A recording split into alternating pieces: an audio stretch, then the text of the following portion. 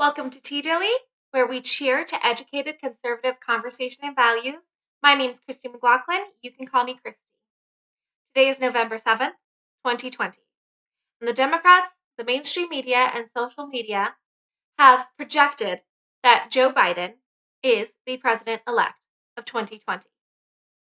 The reason why I use air quotes is because that is all that the Democrats and mainstream media are able to do, project. They cannot certify the results of the election because the election is not over. In fact, many key battleground states have not even finished counting the votes. We also know for a fact that President Trump has challenged legally many results of the election in key battleground states, which will likely go to the Supreme Court. The reason that he's brought those legal challenges is to unveil the widespread voter fraud that President Trump has been talking about for the last year. The Democrats have used the opportunity with the mainstream media and social media to project an early win because they want to have the narrative that Joe Biden won the race fair and square, and that President Trump is simply a dictator who is unable to accept the results of the election. But President Trump is protecting the interests of the American people. We have a right as citizens to know that our vote mattered legally and constitutionally. And if there is such widespread voter fraud, is the entire result of this election fruit of the poisonous tree? Was this entire election a sham? Contextually speaking, we have spent the last 4 years under attack by the Democrats.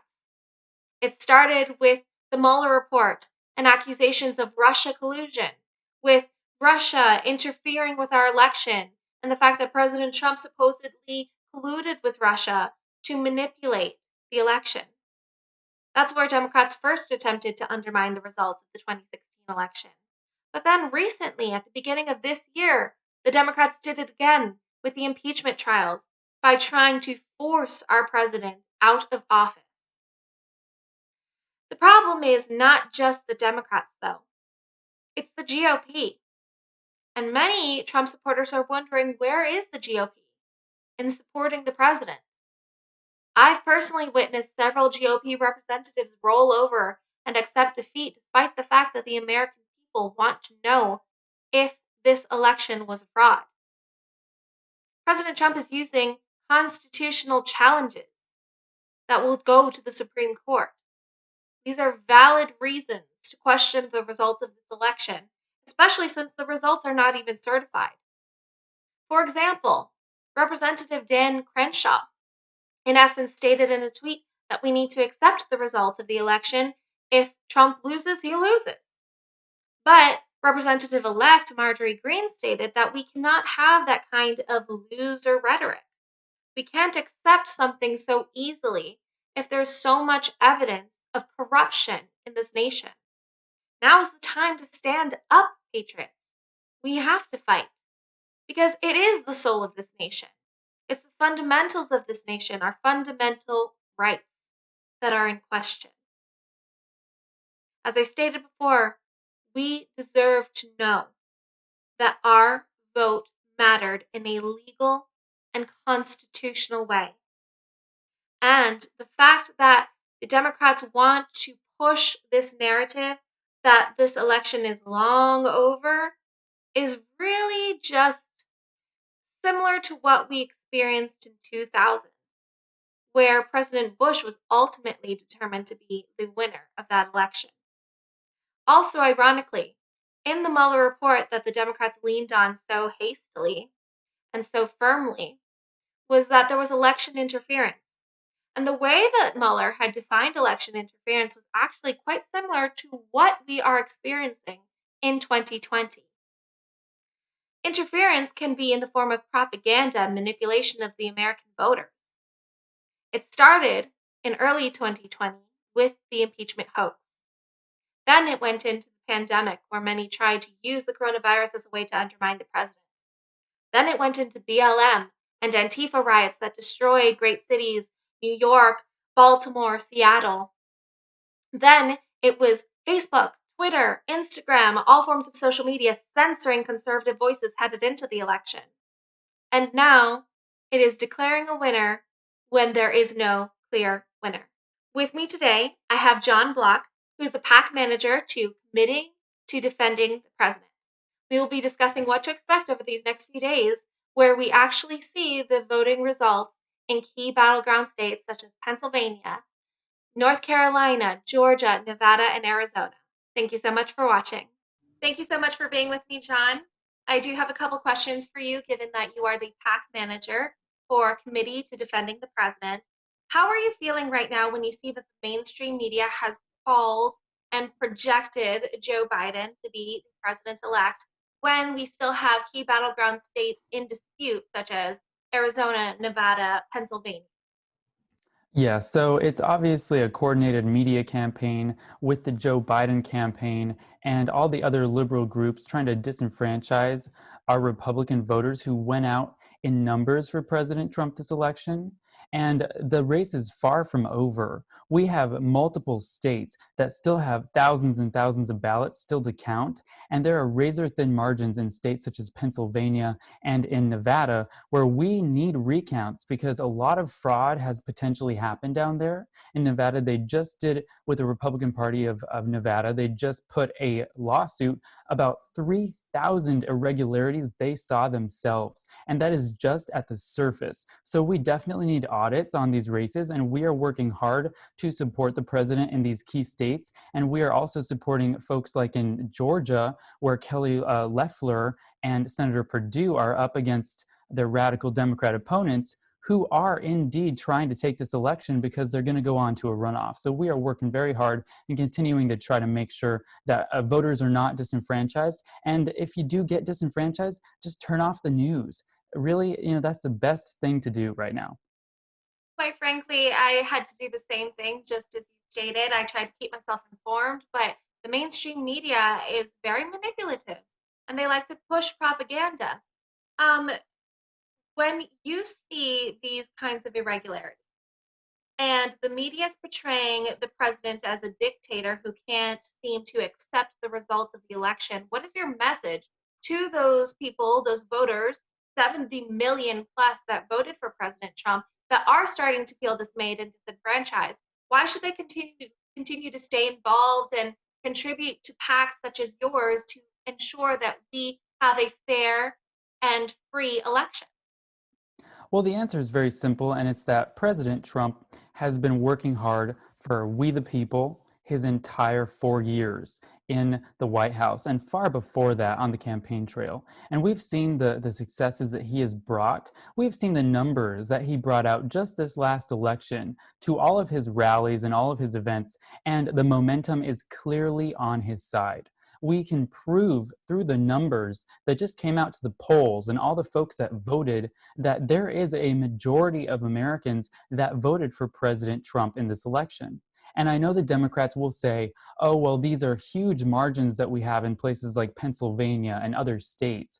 But they just changed their laws to allow this all mail in election kind of voting. And there are many ballots that are still being counted. I want to make sure that we really nail that point because this election is far from over. And a projection from Fox News or some other media source is not the final count. We saw in 2000 with Gore and Bush. They all declared that Al Gore was the winner of the presidency, the next president. And, 30 some days later, Bush became the actual president because he actually won that election. So people do not get disenfranchised. And if you do, make sure to just turn off that television and continue going on Facebook and supporting other people, pray, or do whatever it is that you need to do to keep on fighting for the president and fighting for him by supporting PACs like ours or directly to candidates like Kelly Loeffler and Senator Perdue who need our support right now while they still are in other big races. And, President Trump won 81% of the evangelical vote in 2016. He very likely had maybe even 90%. That's what the projections were in the polls of evangelical votes in this election. Time will tell since the voting is not done being counted.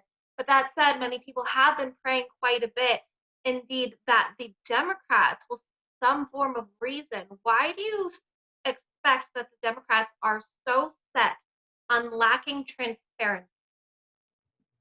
So that's an interesting question. The Democrats have been very non transparent this entire time that they've had power, especially in the House of Representatives, where Speaker Nancy Pelosi and her people that were in her conference, they hid what they were doing for years with the Russia investigations and with Ukraine. And in a last ditch attempt, they did this sleazy process to try to slander our president's name in the dark of night and in these dark rooms at the bottom of the Capitol. And when they say the president is not transparent, the president is one of the most transparent figures in politics in recent history. He has worked tirelessly for the people to show them exactly what the swamp is doing to our country. And if you see Joe Biden in his 40 some odd years of public service, he has done nothing but hurt the people that he claims to represent. And we have seen no results from him, especially during the Obama Biden administration, where there was absolute corruption with him and his dealings with his son in Ukraine. There's proof out there,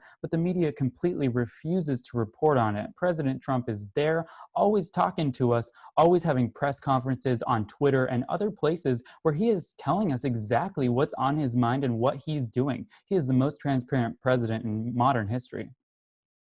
Absolutely. I personally agree. I always say that the show is for a conservative conversation and value, but I also disclose that I am a hardcore Trumper and I support this president. Um, what I saw this election cycle is that President Trump had unprecedented support from minorities, from women, from all forms and groups of voters that no one anticipated. The polls were completely off. And yet, what we've seen now is that the voting has slowed, has almost come to a stop in many states, and that the media, not alone, but uh, in complicity with the states and the Democrat Party, have especially tried to prevent the vote from being finished, likely because they don't want any kind of result that would show President Trump winning this election. What are you expecting when we see these legal challenges make it to the Supreme Court? So that's a really interesting point there. And I see that people came out earlier for when they were counting ballots, such as in Pennsylvania and other states, and they were rallying to stop the steal. And these rallies of people, these are just going to start getting bigger and bigger. We know what kind of crowds our president brings out. They're huge. They're tens and tens of thousands of people. And when people finally see those patriots taking to the street and demanding that their voice be counted, that their votes be properly disclosed to the American people and are counted correctly, I think a lot more Americans will start to feel a lot better about this election, especially since this is going to take weeks and weeks. You know, this isn't going to be over in a few days. And Joe Biden tonight going up and saying, oh, I'm the president elect. No, he is not the president elect. The Secretary of States of these respective states are the ones that make the call, the final call, and the boards of elections, they certify these elections. Once they are certified in December, then and only then will we know who the President of the United States is. And if we have a fair and free election, we will see that that is President Trump, just due to the amount of numbers of people that came out and the exit polls showing that President Trump did indeed win in these battleground states. It's going to prove that this media lie that Joe Biden is the winner is just that. It's a lie. And the American people have a louder voice than any media machine can offer to us. Well, as you and I both know, this isn't really just about the results of the election. Of course, you and I would both prefer that President Trump won the election. But most importantly, we simply want to know that our votes mattered in a constitutional and legal way. And that seems to be something that the media and the Democrats simply do not want to address. So, what has your PAC been doing specifically in regards to the recounts and to supporting the president during this very, very difficult election period? So right now we are shifting our focus. I know that there are many people that are in the RNC right now that are working hard on those recounts, and we're working to support them in any way that we possibly can. And we don't want to step on their toes in any way, shape, or form. So anything that they need in support, such as getting folks to rallies and starting these events around the country, as well as supporting those candidates that are in these runoff elections, we're working hard for those patriots that have unabashedly supported President Trump and are on his team. And we're also working on social media and in other ways, such as email, to continue to support President Trump and to raise that money that we can shoot it over to different states and make sure that the president and his team and others that are on the ground have that support from these outside groups, not working with those teams, but working outside to make sure that that momentum is there and that we are ensuring there are fair and free elections, be that supporting poll watchers or any other kind of measure to ensure the integrity of this election. We're working very hard. And you can see every single thing that we're doing. Just go to committeetodefendthepresident.com. You will see PDFs of the things that we have done previously for other candidates. We have done door knocking. We have sent out thousands and thousands of text messages. We've sent out millions and millions of emails to supporters to get them to rallies and to defend President Trump. And we have run ads and all kinds of other things around the country. So our work is definitely not done. The president needs our defense right now more than ever. And we are right there on the battlefield, ready to fight alongside him. Well, thank you so much for all of your work, John. You are an amazing patriot. So, once again, repeat the website and where they can find you on social media as well. Yes, so the website is committeetodefendthepresident.com. You can also find us on Twitter at defend_Trump and on Facebook at facebook.com/defendtrump. We are there, we're not going anywhere, and we are continuing to fight for President Trump. Awesome. Thank you so much and have a great night. Thank you, you as well.